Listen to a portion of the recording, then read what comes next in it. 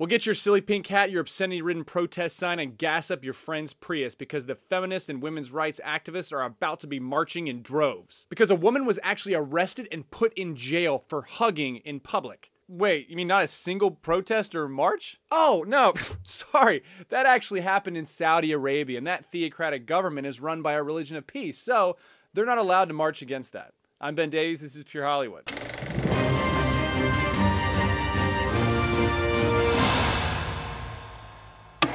As you know, in Saudi Arabia, women are not allowed to mix with men in public who are not related to them.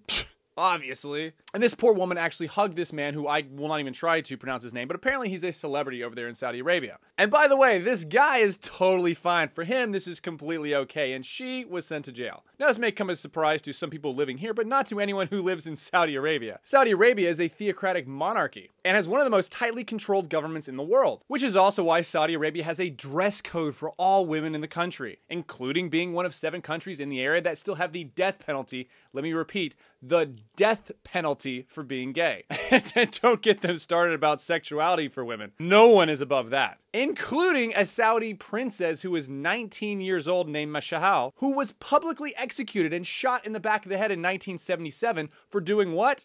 For committing adultery. A princess. I wonder what happens to everybody else. Another thing these women should be marching for is probably the fact that Saudi Arabia is allowed to be on the Human Rights Council for the UN. End quote. As a member of the Human Rights Council, Saudi Arabia is required to uphold the highest standard of human rights, unquote. Why are activists not marching in droves for these human rights violations? Well, because Islam is a religion of peace. And the mainstream media is sure to post glowing articles about how progressive they are becoming. Because as you remember, all the articles about women now being allowed to drive in Saudi Arabia, as long as their guardian or parent or husband allow them to. But hey, women are technically allowed to drive. Oh, and remember this? Saudi stadiums allow women in soccer game for the first time. Thank you, Chicago Tribune, for pointing this out. Yes, women were allowed to be in a stadium.